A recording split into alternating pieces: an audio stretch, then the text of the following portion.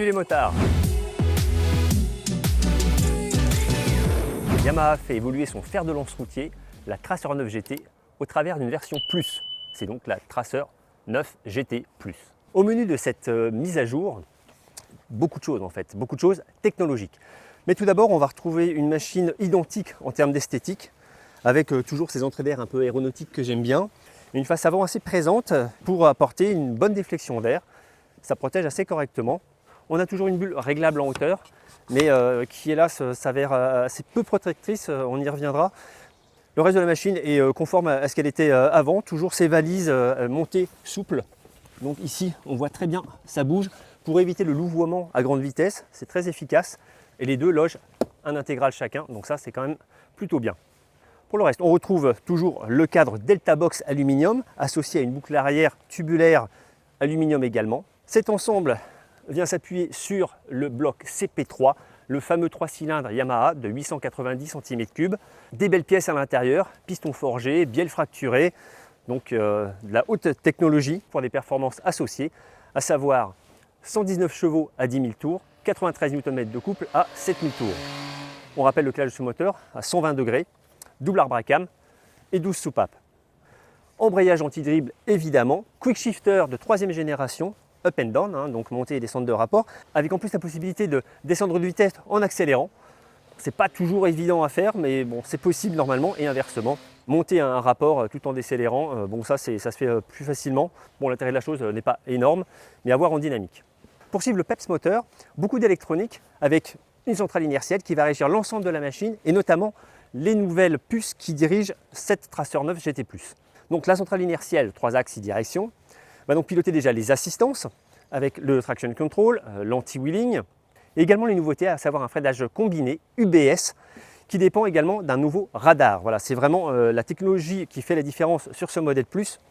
Donc radar qui est placé à l'avant, ici, entre les optiques, et qui lui va commander un tout nouveau régulateur de vitesse adaptatif. Donc on l'a déjà vu sur d'autres marques, il est piloté au Komodo. Donc toute cette électronique, centrale inertielle, radar, est combinée aussi aux nouvelles suspensions électroniques Kayaba, avec un réglage de l'hydraulique paramétrable. On a deux profils, confort ou sport, donc c'est facilement ajustable. La précharge reste manuelle à l'avant comme à l'arrière. Donc fourche inversée de 41 mm et à l'arrière une courbe de 137 mm pour gérer les débattements du bras oscillant aluminium. C'est une belle pièce. Autre élément important de cette Tracer 9 GT+, c'est la reconduction de ces jantes Spinforged allégées. C'était 700 grammes qu'on gagnait sur ces éléments.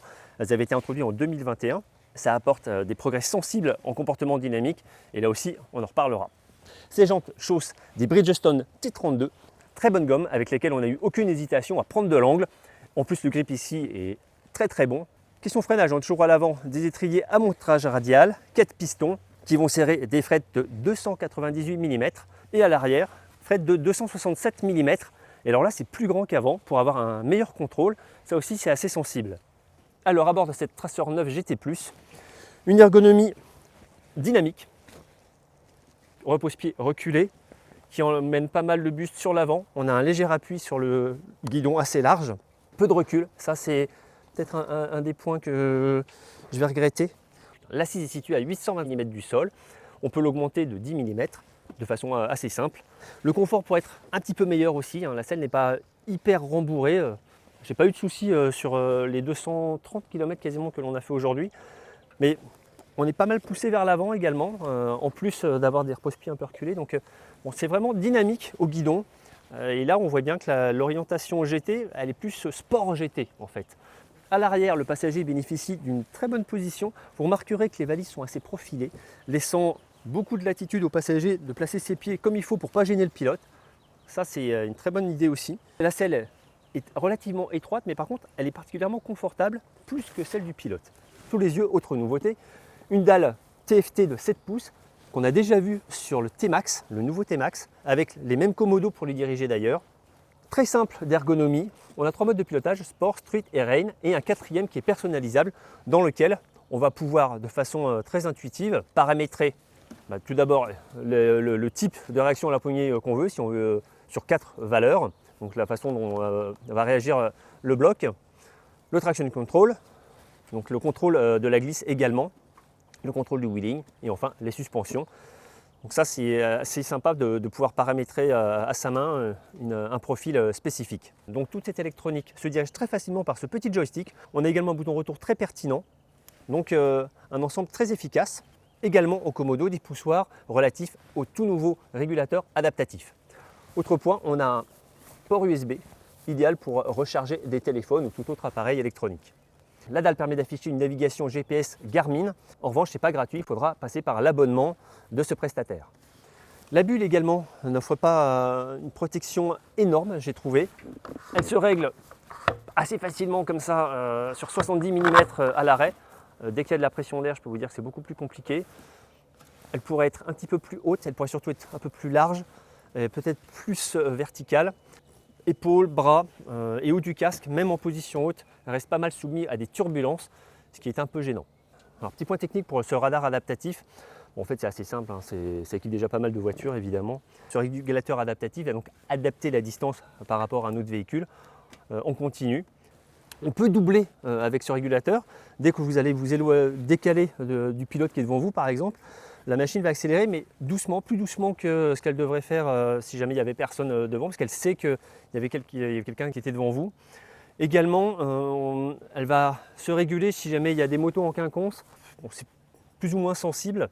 Par contre, quand le pilote qui est devant vous freine, on sent vraiment la mise en œuvre des freins, hein, puisque là, on a effectivement ce freinage qui est dirigé par ce nouveau radar, par cette nouvelle électronique. Et également, le radar en fait est toujours actif même si on n'a pas enclenché le régulateur de vitesse. Alors évidemment, il ne pilote plus ce contrôle de la vitesse, mais par contre, il reste en veille en fait permanente. Et si jamais vous arrivez trop près d'un véhicule et que vous freinez pas assez, il trouve que vous freinez pas assez, la machine va augmenter votre freinage. En fait, elle va pour éviter le contact avec ce qui est devant vous. Et c'est relativement efficace. Moi, je l'ai testé notamment en prenant le frein arrière, puisque c'est un freinage combiné, hein, avant-arrière. Donc, j'ai freiné de l'arrière simplement et j'ai senti l'avant clairement s'enfoncer parce que j'étais trop proche du pilote qui me précédait. J'ai eu d'ailleurs confirmation à l'écran, puisque dès que ce genre d'événement arrive, on a un flash orange qui remplit tout l'écran avec un système donc d'alerte de proximité. C'est pareil d'ailleurs quand on a mis le régulateur adaptatif en marche. Dès qu'on arrive trop près, notamment si vous enclenchez le régulateur de vitesse en étant à moins de 2 mètres ou à moins de 5 mètres du pilote qui vous précède, on a tout de suite cette alerte et la machine ralentit, hein, c'est très sensible. J'en suis pas fan, mais il faut reconnaître que c'est très bien conçu. Voilà pour les détails techniques.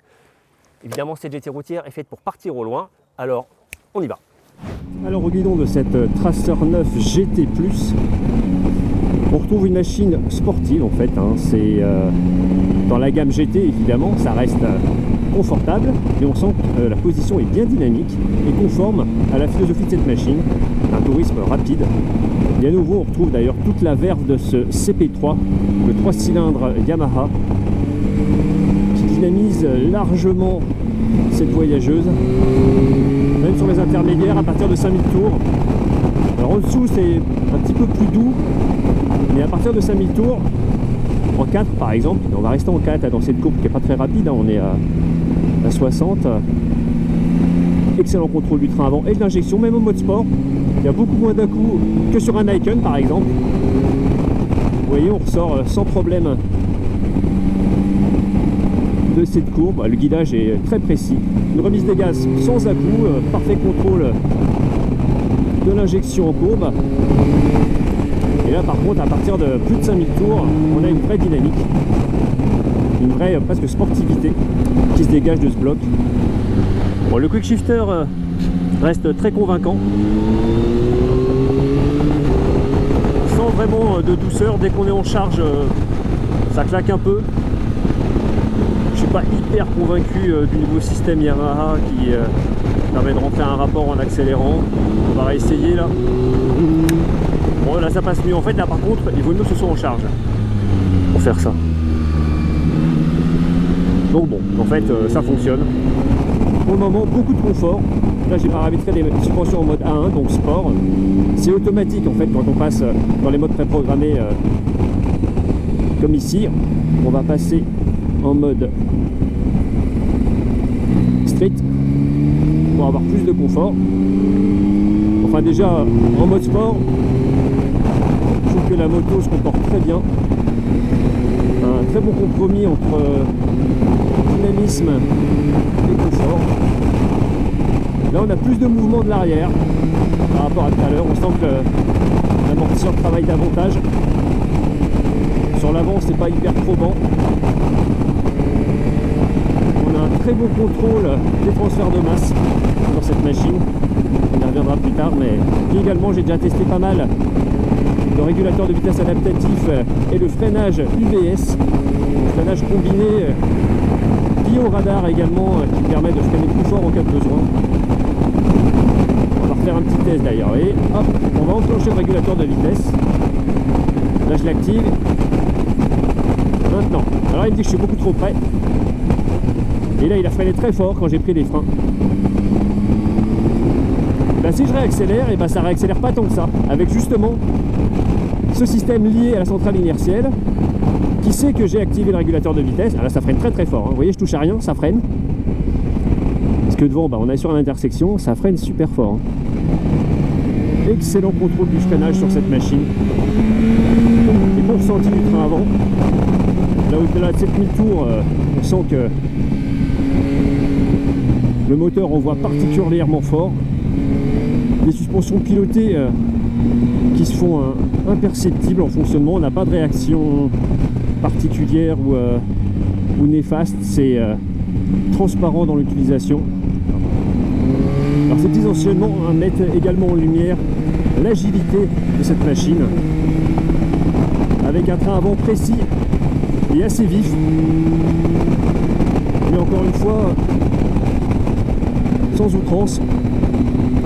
Depuis qu'Yamaha a rebossé la géométrie de sa machine, on a une bonne stabilité, courbe, voilà. Un bon grip, un profil assez vif des T32. Et là dans ces parties sinueuses, ce qu'on apprécie également, une autre grande qualité de cette machine, c'est ces jantes spin forged, sensiblement allégées, qui donc réduisent de beaucoup l'inertie et la cinétique de ces jantes. Et c'est très sensible sur les changements de direction. Allez hop, on fait frotter un peu les repose-pieds à nouveau. Il y a de la garde au sol, hein. Mais voilà, encore un petit peu là. Quand on insiste un petit peu, forcément. C'est une machine particulièrement légère dans ses évolutions. On ne fatigue aucunement au guidon. On a un très bon bras de levier, très bon contrôle du train directeur. Ouais, c'est un très grand naturel, hein. La Tracer 9 GT+, est super neutre. Elle est vraiment évidente de prise en main. Hop. Toujours un très bon ressenti au levier de frein. Et on sent bien aussi les suspensions travailler sur l'angle avec la centrale inertielle. Alors, quand on prend les freins comme ça, on sent que tout ça s'ajuste pour des évolutions tout aussi efficaces que sécurisées. Et toujours une moto vraiment très bien accordée en suspension, tant en mode sport qu'en mode confort. Alors également on a un excellent contrôle du frein arrière, notamment de ces évolutions un peu plus serrées, là où on peut contrôler la trajectoire avec cet élément.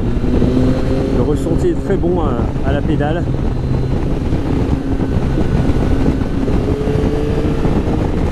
Et à nouveau, en cas d'urgence, avec le système UBS, le freinage est unifié. Voilà, je vous laisse écouter le grondement du bloc CP3. Ce bruit de boîte à air très agréable. Alors en ville, vous pouvez le voir à nouveau, la souplesse du 3 cylindres est remarquable. Vous voyez, ça reprend à 40 km/h, voire moins, hein. Allez, on va passer la 6. Voilà, 40 km/h en 6, c'est tout à fait possible pour ces 3 cylindres, sans à-coups, sans vibration pénible. Après nos quelques 230 km au guidon de cette Yamaha Tracer 9 GT+, et un grand patronyme quand même. On est toujours conquis par ce modèle qui possède une très grande réserve dynamique, une très grande séduction en fait moteur. Passer 5000 tours, c'est quand même largement plus sensible. En dessous, bon, il y en a, mais c'est plutôt doux. Mais passer 5000 tours, ça commence à s'énerver. Et au-delà de 7000 tours, là, on patate vraiment sévèrement. Tout s'accélère. On a aussi un beau bruit de boîte à air. L'échappement résonne également au-dessus du bitume. Ça, c'est bien agréable. Il n'est pas très joli, mais bon, c'est pas très grave. Par contre, il a une belle sonorité.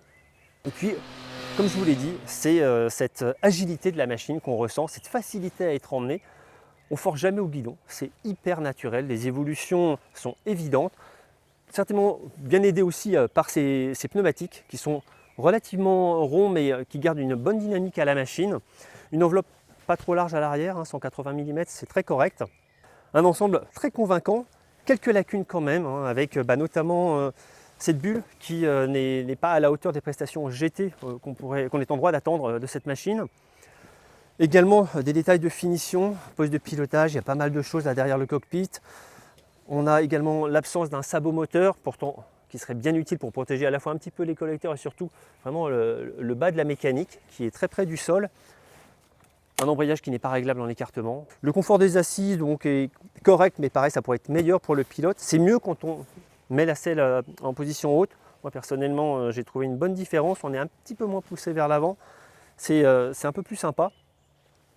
Globalement, une machine qui est très satisfaisante à rouler. Logeable, agréable, un petit manque de protection.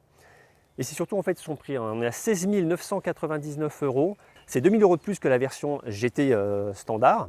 Donc ça commence à faire pas mal d'argent. Alors certes, il y a cette électronique très importante, radar, UBS, donc freinage combiné d'urgence. Bon, c'est toujours mieux, mais c'est pas forcément indispensable. Suspension pilotée, qui font un excellent travail. Il faut reconnaître qu'on a tout le temps la même réaction, notamment sur la prise des freins, sur l'angle. Ça aussi, c'est assez remarquable en termes de qualité. Puis on a cette très belle dalle TFT qui est agréable. Enfin, somme toute, ça fait quand même une grande hausse tarifaire. D'autant plus que donc, sur ce segment, il y a quand même pas mal d'opposantes, à savoir tout d'abord une Honda NT1100 par exemple, ou une BMW F900 XR. On a aussi une Ducati Multistrada V2, et puis une Suzuki GSX S1000 GT éventuellement. Chez Ducati aussi, pourquoi pas la Super Sport, qui peut, dans un autre style, convenir à des déplacements un petit peu dynamiques. Donc un tarif quand même en nette hausse, même si les arguments sont assez convaincants. Reste le confort à améliorer encore à mon avis sur ce modèle. Voilà ce qu'on pouvait vous dire à l'issue de cette première prise en main de cette Yamaha Tracer 9 GT+. On vous en dit également plus dans l'essai en ligne sur le repère des motards.com. Abonnez-vous à la chaîne YouTube et moi je vous retrouve très bientôt pour un nouvel essai. Salut!